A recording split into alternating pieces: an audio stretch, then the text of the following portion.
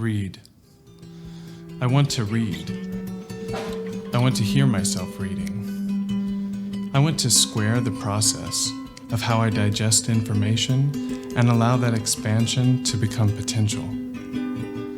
Listen if you want. Maybe you have already known this text, but you don't know the rhythm. Was it before or after the apocalypse? Did you notice the soul?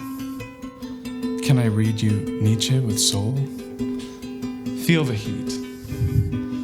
It's low, but it's on. There's snowflakes in the sky and frost on the grasses, but it's April again. In the morning, there is ice on the windows.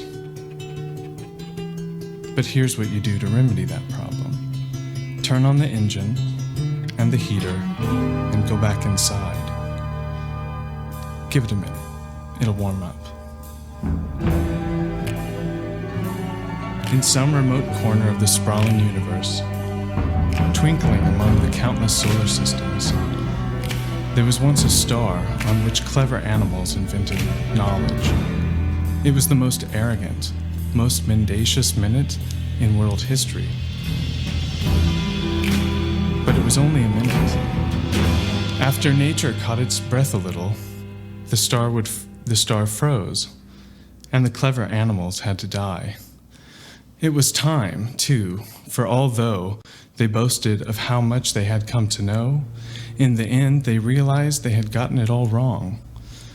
They died, and in dying cursed the truth. Such was the species of doubting animal that had invented knowledge.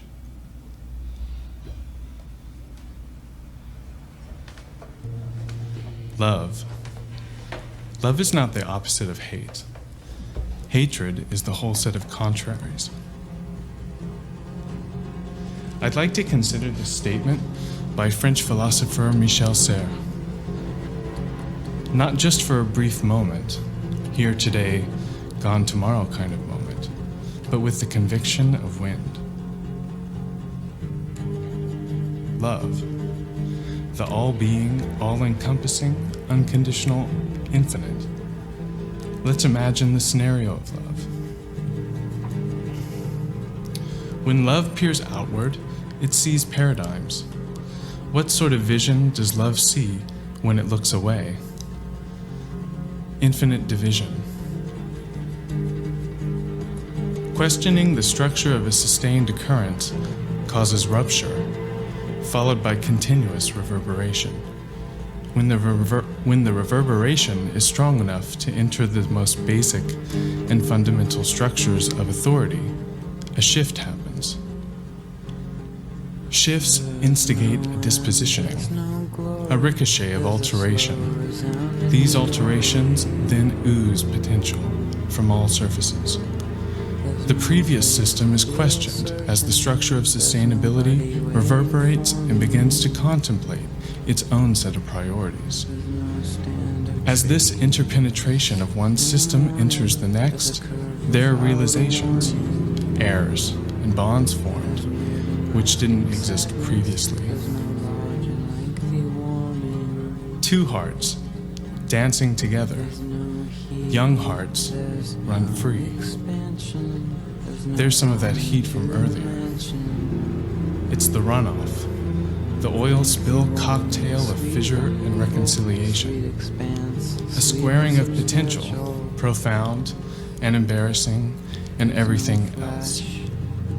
There's no fingers in my hair. I see a tunnel.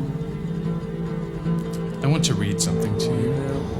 I want to read to you a commencement speech called This Is Water.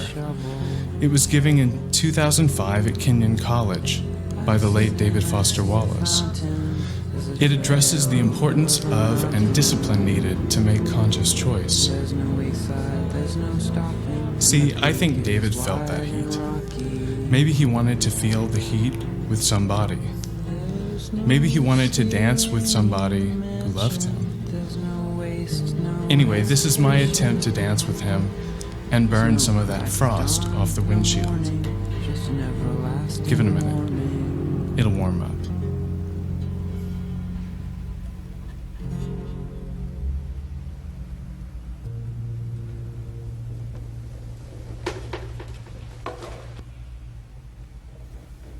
Greetings and congratulations to Kenyon's graduating class of 2005.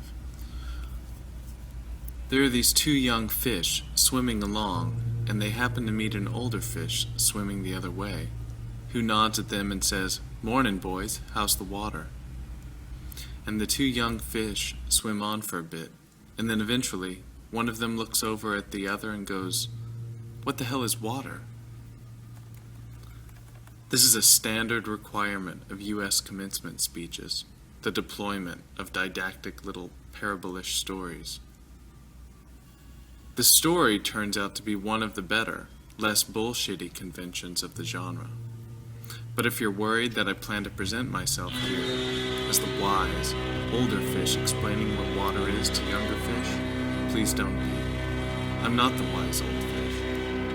The point of the fish story is merely that the most obvious, important realities are often the ones that are hardest to see and talk about. Stated as an English sentence, of course, this is just a banal platitude.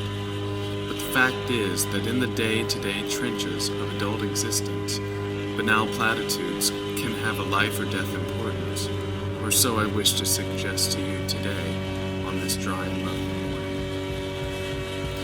Of course, the main requirement of speeches like this is that I'm supposed to talk about your liberal arts education's meaning, to try to explain why the degree you are about to receive has actual human value instead of just material payoff. So let's talk about the single most pervasive cliché in the commencement speech genre, which is that a liberal arts education is not so much about filling you up with knowledge as it is about teaching you how to think. If you're like me, as a student, you never liked hearing this, and you tend to feel a bit insulted by the claim that you need anybody to teach you how to think. Since the fact that you're even got admitted to college, this seems like good proof that you already know how to think. But I'm going to posit to you that the liberal arts cliché turns out not to be insulting at all, because the really significant education in thinking that we're supposed to get in a place like this isn't really about the capacity to think, but rather about the choice of what to think about.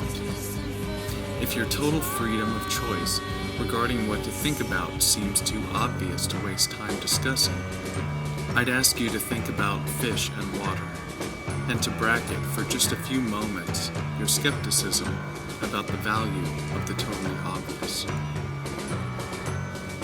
Here's another didactic little story. There are these two guys sitting together in a bar in the remote Alaskan wilderness. One of the guys is religious, the other an atheist, and the two are arguing about the existence of God and that special intensity that comes about after the fourth beer. And the atheist says, "Look, it's not like I don't have actual reasons for not believing in God.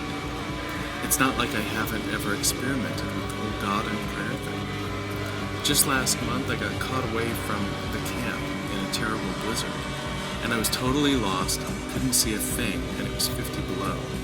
And so I tried it. I fell to my knees in the snow and cried out, 'Oh God, if there is a God, I'm lost in this blizzard and I'm gonna die if you don't help me.' And now, in the bar, the religious guy looks at the atheist all puzzled. 'Well, then you must believe now,' he says.